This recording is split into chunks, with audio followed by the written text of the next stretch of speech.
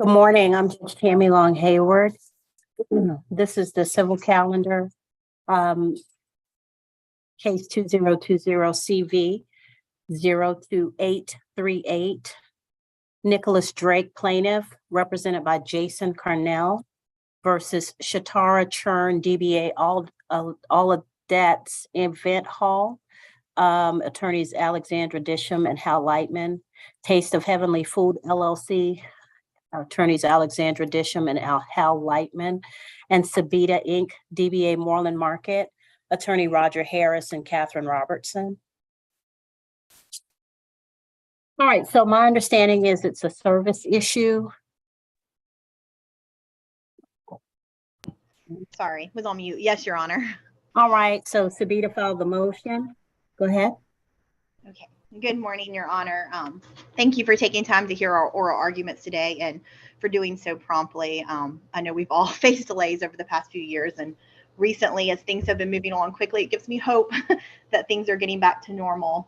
These motions and the two motions and the multiple briefs all revolve around service of my client, Sabita Enterprises, doing business as Moreland Market, registered agent Bhaskar Chanda. This case was going on, I think, for about a year before even a notice of claim was sent to the client and the insurance carrier in December. But at that time, certainly no litigation had commenced. And then in June, litigation was commenced and service was attempted 3 times while Mr. Chanda was quarantining respectfully for patrons and his staff for a couple weeks in June. During that time, after the 3rd attempt, a clerk, a cashier, a recent hire, Mr. Tripathi, was served, even though he was not a manager. He certainly was not the registered agent. And we believe that to be very improper service, since he did not serve a role that could be served or was allowed to be served or had authority to be served under Georgia statute. And certainly our client did not have notice and ability to respond immediately. You've been through all our briefs, so I'll just keep my points just to a few. Yeah, so my first question is the registered agent's address the same as the business? I have to pull that up. I'm not sure. I believe so. Because doesn't it muddy the water a little bit if the registered agent's address is the same as the business? With service is a rebuttable presumption. So once service is documents purporting that service has been completed are filed, then the defendant has the right to rebut that presumption. But if the registered agent is the same place as the business, then the person having the greater level of knowledge about who's able to accept service or not accept service is definitely not the person perfecting service. I'm pulling it up. I believe it is, but the person listed as Bhaskar Chanda, and the person who owned the business and was a manager in a position to accept was Bhaskar Chanda, not a newly hired clerk who had no management of anyone at the store and whose duties simply revolved around running a cashier and serving or stocking the shelves, assisting patrons, not business decisions. And the first 2 times service was attempted, the process server decided not to serve him. And on the 3rd and final time, he did serve him. And we would argue that service was not proper, and so dismissal is proper. The statute, OCGA 911-4E1, which we all know and includes registered agents, presidents, officers, managing agents, eliminated the role cashier back in 2013. So his very role, a cashier or clerk, was eliminated as someone who was meant to accept service. He certainly was not granted authority. His job title didn't include manager, and he didn't manage anyone at the store, had not been given authority by Bhaskar Chanda. Plaintiff's counsel attempted in his briefs to make it sound like he should have been properly trained on accepting service. However, I worked at Swift Curry for 4 years, and I've never been trained at accepting service because it's not my role. I've been trained at my role just as he was trained at his role to be a clerk, to run the cash register. Other question, when you said that service was attempted 3 times, was it attempted on Mr. Tripathi 3 times, or were there different people there each time service was attempted? according to Mr. Nolan, the process servers, I know Mr. Tripathi recalls at least one other prior attempt. Mr. Nolan, the process server, says all 3 attempts were on Mr. Tripathi, which would make sense because he serves as a clerk during those hours. And that on the 3rd one, he finally did make service on him. So the first 2 attempts, he chose not to serve him because he was, not the proper party, not the registered agent. And on the 3rd and final one, he did serve Mr. Tripathi, and service was not properly passed along to Mr. Shanda, who had no awareness of this case and his involvement in the case until, several weeks and months later, past the statute of limitations. Okay. And so a similar case, Thornton versus Lee, that we cited to, similar facts, the wrong person was served, not the owner. And in that case, they didn't even acknowledge the potential of a default. We, out of abundance of caution, have structured this as a dismissal, a motion to dismiss or to open default. In that case, they just moved for a straight dismissal because they were not properly served. So they were not properly before the court. And the court acknowledged that and granted their dismissal. We would argue that since service was not perfected against the proper party, this case has not commenced against this defendant. Further, when service was eventually made on Mr. Shanda in December, that's nearly 5 months after the statute has expired. And the cases we provided allow even determine that 10 to 31 days having service perfected, 10 to 31 days after the statute of limitations was too long. And so certainly 5 months would be too long, too much of a delay there.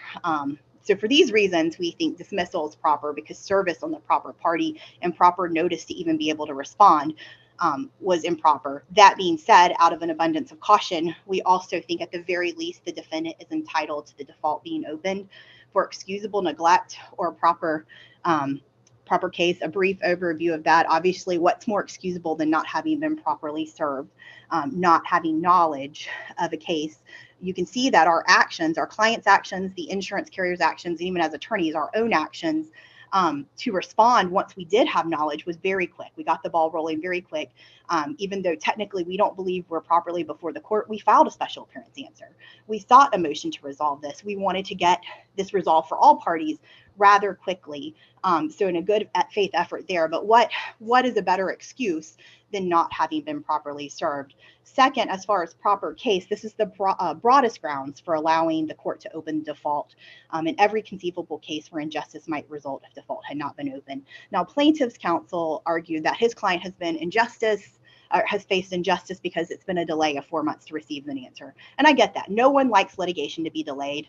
As a defense counsel, I don't like it being delayed either. However, this delay was due to improper service, not through fault of the defendant. And I would argue that there is no injustice there. If the default is open, he merely has to move forward with litigation in the same manner as if service had been proper.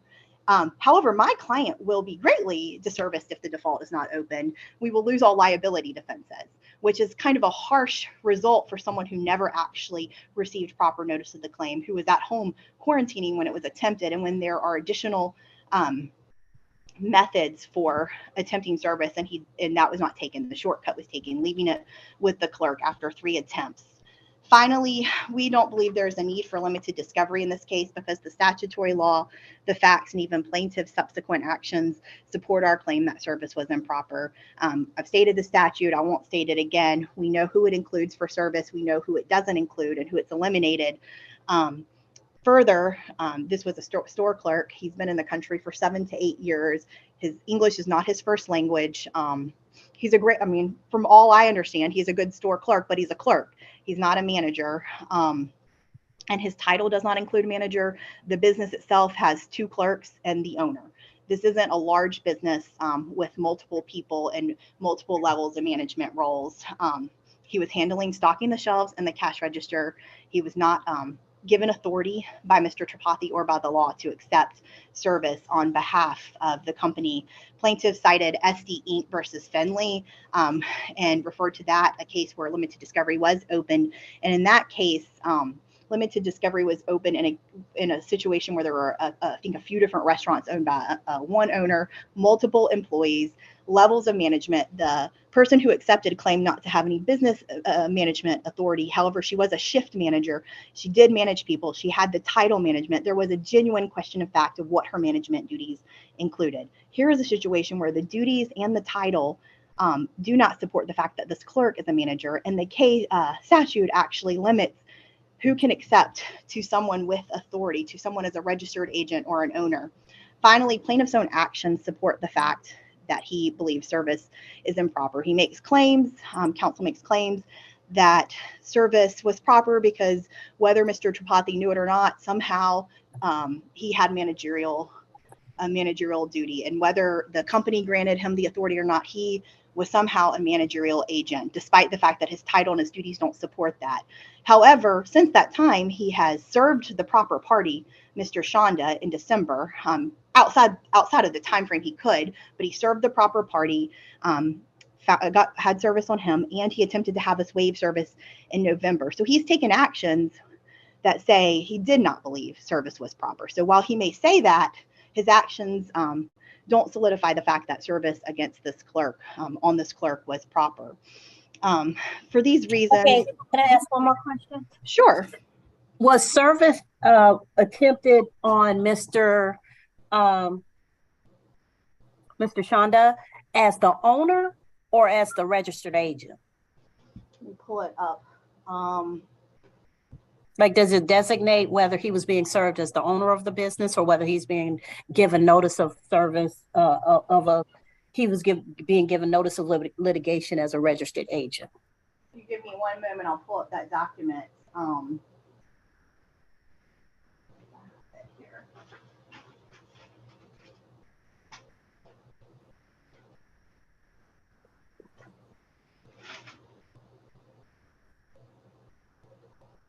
Are you talking about the most recent one? Any of the 3 times, was he being served in his capacity as the registered agent of the business, or was service attempted as the personal service on the owner of the business?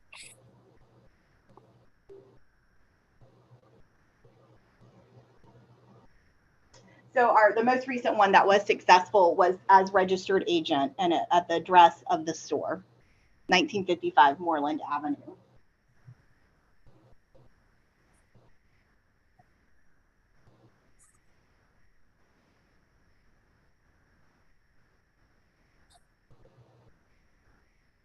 Okay. And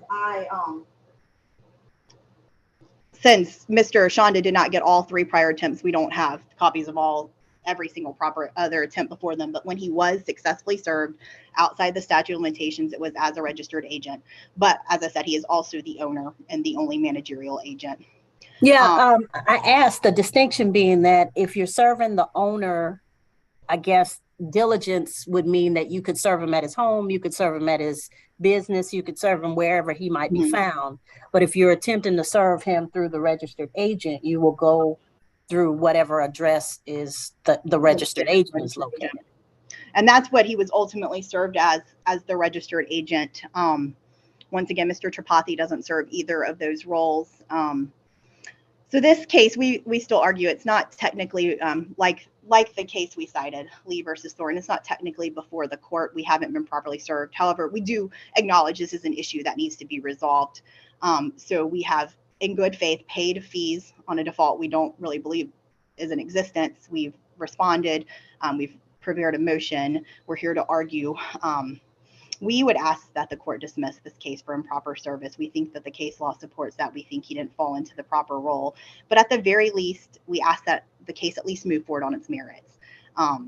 It seems rather unfair for my client to be punished for not receiving proper service, especially when he's shown a willingness to move forward now that he has service and now that he has acknowledgement of the case.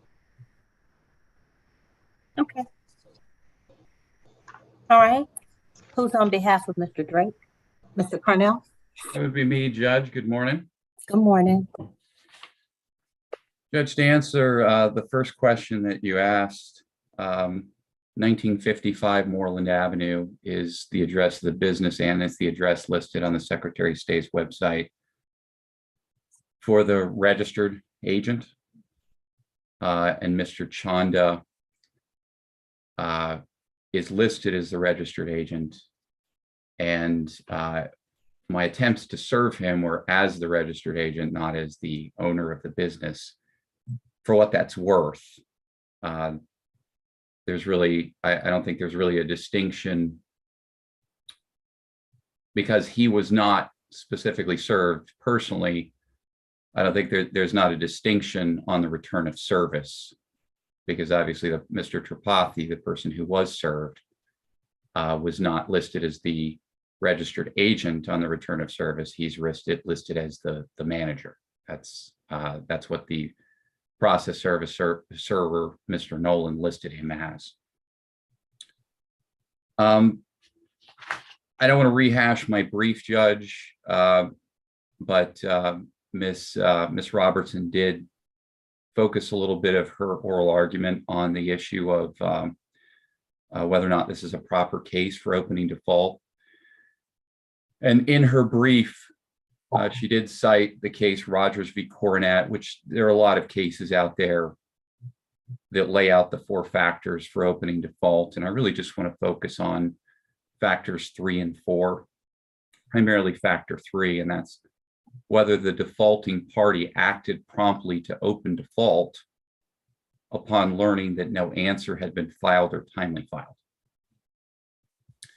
Now, Mr. Chanda, the owner and the registered agent, he indicates that this is in his affidavit that was included in defendant's motion to open default.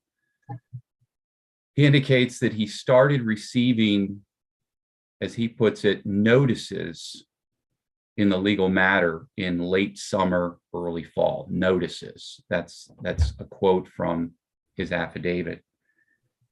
Well, what he's referring to are notices of deposition that I sent and included him on, despite the fact that he had not filed an answer in the case. He had not responded to the lawsuit. Specifically on August 8th, I sent a notice of deposition of Dr. Jason Scaretta. That's the surgeon who operated on my client. Filed the 5.2 certificate of discovery with the court. It was filed on August the 8th. Mailed it to both counsel for Ms. Churn and I mailed it to 1955 Moreland Avenue, Mr. Chanda's business address and the address of the registered agent listed on the Secretary of State's website. So he probably received it given 3 days for mailing around August 11th. So then a week later, I sent a notice of deposition of Mr. Nehemiah Smith, filed the 5.2 certificate of discovery with the court, mailed it to both counsel for Ms. Churn and to Mr. Chanda. And then on September the 8th, so approximately 3 weeks later, I sent another notice of deposition. This one on Officer Quasi Smart. Officer Smart is the officer who authored the police report related to this incident. And then, of course, on September 28th, I filed my motion for default judgment. So these are the notices that Mr. Chanda is referring to in his affidavit.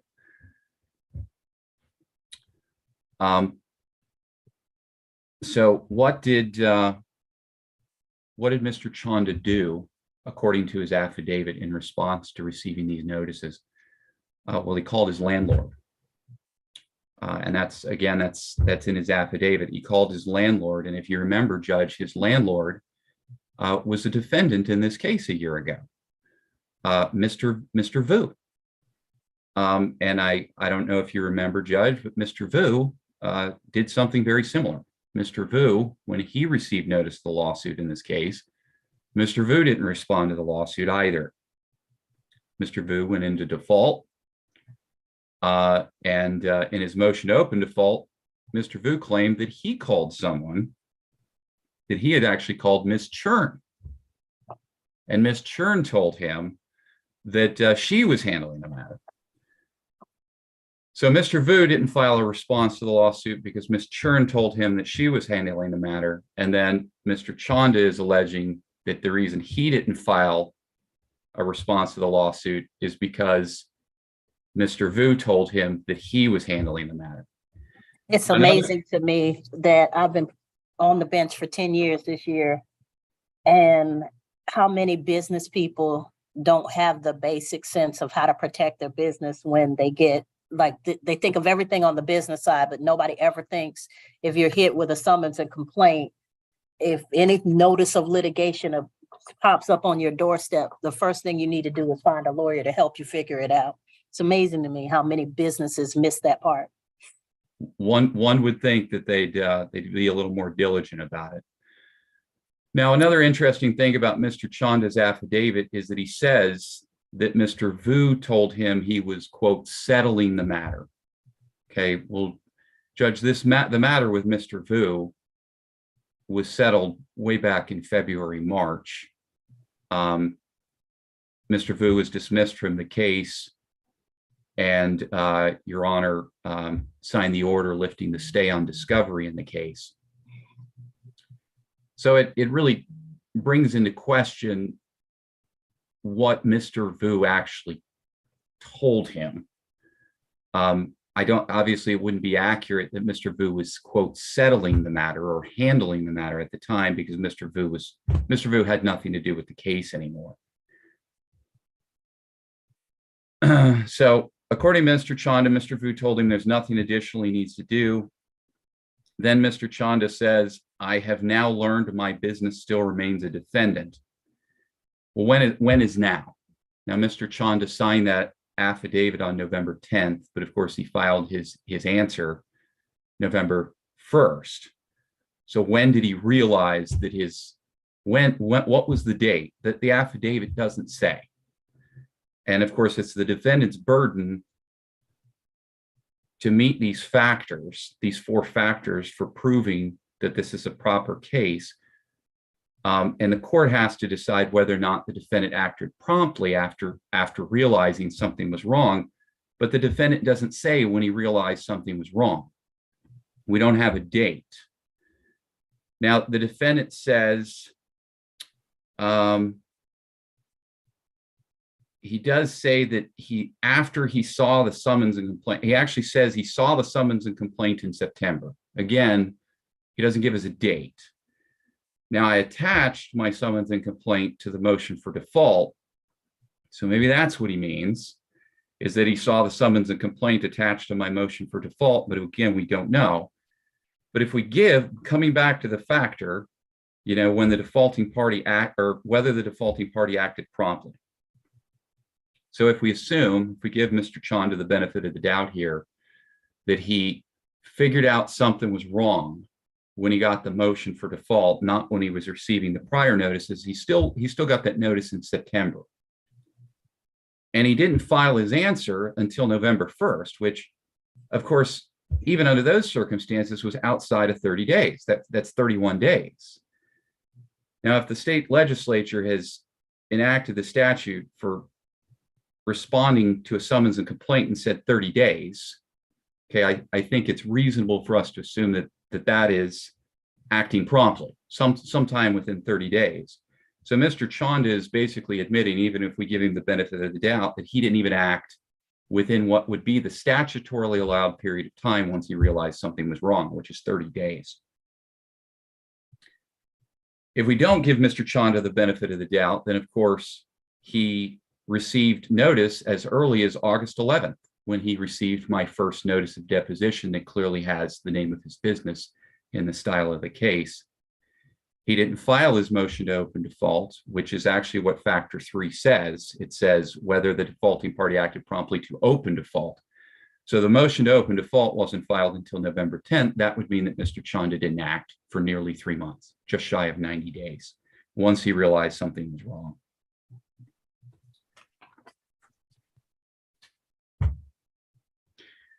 Now, Judge, as you probably know, defense counsel filed a responsive brief, a reply brief yesterday that I didn't have time to respond to.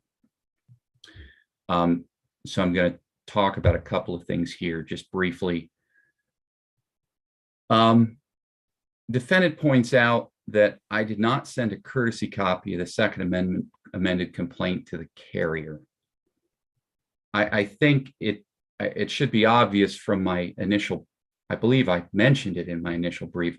I sent a spoliation letter and an insurance request letter to Mr. Chanda way back in December of 2021, neither of which did Mr. Chanda respond to. And I had never heard of Atlantic Casualty Insurance Company until Ms. Robertson put it in her brief yesterday. I did not know that that was Mr. Chanda's carrier. So obviously I couldn't have sent a courtesy copy to his carrier. I gladly would have had I known. Are you required to? I don't think so. No, Judge, but it's certainly it's something that I usually do because I would rather not have this fight about default. I would rather the case proceed on the merits myself, usually. Another thing that caught my attention in the brief yesterday was that Ms. Robertson or someone on her staff purports to know what I'm thinking, Judge, and that is that apparently I don't believe my own version of events, or I don't believe my own arguments about Mr. Tripathi being served and his status as a managing agent, because I have followed up by having Mr. Chanda served himself, because I did do that last month. What I know, Judge, is that based on the evidence at hand, Mr. Chanda left his business in the hands of Mr. Tripathi, and Mr. Tripathi held himself out as a manager to the process server, and that my process server, who happens to also be an officer of the court like the rest of us, reasonably relied on that assertion. What I also know, Judge, is in case Your Honor is at all persuaded by Ms. Robertson's argument on this particular matter that I don't actually believe my argument, what I know is that I have the right to dismiss and refile under the renewal statute.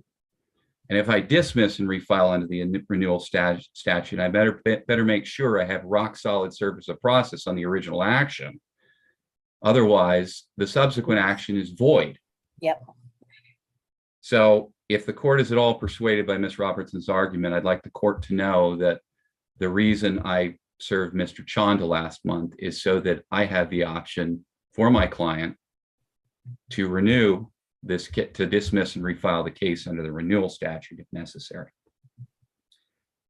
Now, Ms. Robertson did mention, she did talk about my request for limited discovery in her oral argument today, and what she indicated was that she does not believe that there is a need for limited discovery.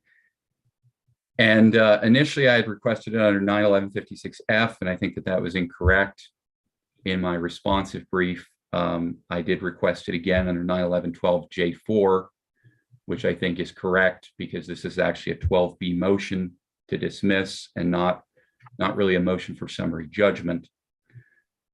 91112JF, I don't believe there's any discretion in it. It's not a matter of whether or not it's necessary. The statute, I believe, indicates that discovery shall be permitted before the court rules on the motion. I'd just like to point out one, because Ms. Robertson addressed it, whether or not Mr. Tripathi is a cashier or a clerk is really irrelevant. The question is whether or not he's a managing agent. And that is really going to depend on a lot of facts or circumstances, and it's something for the court to decide. And the only way for us to really flesh out those facts or circumstances is to take the depositions of some of the people involved. And that's really the primary reason that I cited SDE Inc. versus Finley, Judge, is not, while the fact pattern is similar, the real reason for the citation is because it's obvious that discovery was permitted before the judge ruled on that particular matter in the case.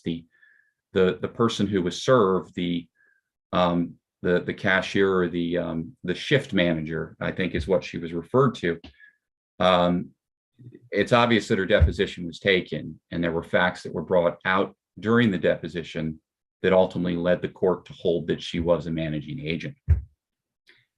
And so, and I think the final thing I'd like to point out, Judge, and I believe I mentioned this in my brief, and I think more of these facts are going to come out if we're allowed to take the deposition. Ms. Robertson just indicated that apparently the whole business is run by three people. Yeah. So you've got Mr. Chanda and two, quote, clerks. And, I guess a real question, and this is something that we can really only discover through deposition, is who's running the business when Mr. Chanda's not there. So I would ask that, I think the facts already indicate that Mr. Tripathi obviously had to have some managerial responsibilities in order to have been left alone there for him and this other clerk to have been left alone there for weeks on end while Mr. Chanda was away from his business. He had to have some type of managerial authority. And I think it's just common sense to know that when the boss is away, you've got to have some authority to do something. So I think that just based on the evidence that we have at hand, Your Honor can rule that he's a managing agent, that service was proper. But if Your Honor is not so inclined to rule in that manner today, then I would ask for limited discovery to flesh out these facts so that we can find out exactly what the responsibilities of Mr. Tripathi and I guess his other co-worker were while Mr. Chanda was away from the business. And that's all I have, Judge. All right. Anything else before we go, Ms. Robertson? Sure. I just wanted to briefly talk on the promptness issue. He began receiving notices, not certain of what they are, obviously talked to the wrong person. When he had full awareness, it's discussed in the affidavit, not till sometime in late September, and then at that time contacted the right people, his insurance carrier, who obviously did not know about the second amended complaint, and not saying that a courtesy copy is required, but saying that that is a simple way to avoid situations like that, because had the carrier known, the carrier would have acted, and the carrier, as well as the insured, had no knowledge and no real understanding. And that can be something that's debated, whether small business owners should have more understanding of this process or not. But having not received a copy of the complaint back in June, he had no real awareness that he was, or understanding that he was in this complaint, relied on the wrong people. And then once he had a knowledge, has been agreeable with moving forward. The facts of the case cited, the S.E. King, are different in the sense that there was a question in fact there. She says she's not a manager, but her title includes manager. She actually oversaw people. That opened up a need for a deposition. That opened up a need to kind of flesh that out. That is not the role that Mr. Tripathi serves here. There's this mention that. Okay, so just in on this issue, Yes, the only person's word we have about Mr. Tripathi's role is yours by way of Mr. Chanda. But I have a, sort of a question as to when you're running a small business and you have an owner and two employees, and most of the time, if you've been there 3 times and you've seen the same employee there all of the times that you've been there, and you have no clue where the owner is, the owner's not on site any of these 3 times, but it's a very small business. At some point, it comes to mind that Mr. Tripathi has more than just, I'm taking in money.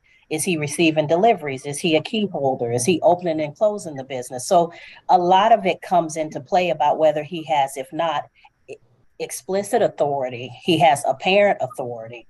And the fact that you have the business and the registered agent co-located, that muddies the water even more. So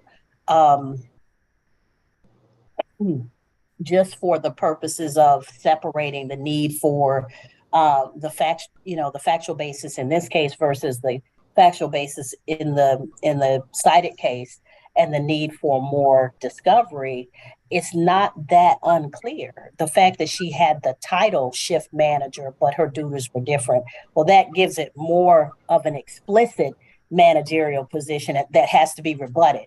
But if you're the person who's there all the time, if you're the person who's opening and closing the business, if the owner is not there and he makes no distinction between the registered agent's office and his business, then you sort of have to rely on the person who's there and has the apparent authority. Because for the purposes of service, the person serving is not the one who's going to have the superior level of knowledge. Yeah. He's got to go with what the indicators are. And if the indicators are that this person that he's serving, I've come here 3 times, there's probably a language barrier, which you've noted. I'm not trying to impute that on Mr. Tripathi, but English is not his first language. And I'm not sure, but based on the last name of the process server, he probably doesn't speak the same language that Mr. Tripathi speaks. So there's probably a language barrier. And he comes in, and each time he's seeing the same person, then it raises the issue of whether there was enough apparent authority based on what the process server could appreciate versus what we later find out. So there may be a need for some discovery. I would like just to briefly point out, I see your point there, that plaintiff's counsel has made it sound like he was leaving the business unattended with, or just attended by Mr. Tripathi for weeks on end. He was sick for a couple weeks, was out. There's no evidence or indication that this is a common practice that he's not there. Mr.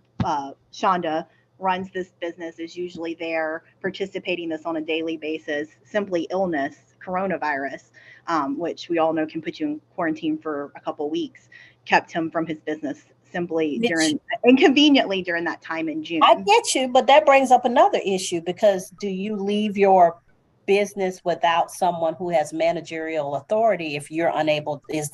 Does it now come into play that maybe managerial authority is vested in Mr. Tripathi because of the coronavirus and the fact that Mr. Shonda couldn't respond to anything from a managerial position because he had the virus or was quarantined? So there are some issues there. All right. So I'm going to give this consideration, and we're going to get this order out pretty quickly because this has lingered for a minute. In this state of, are we going to go to trial, or, or is this a default? So we're going to get this out.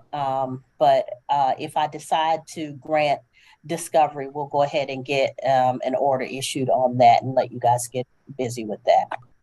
Thank you, Your Honor. All right. Thank you. Thank you, Judge. All righty. Y'all take care. Thank you. You too, Judge.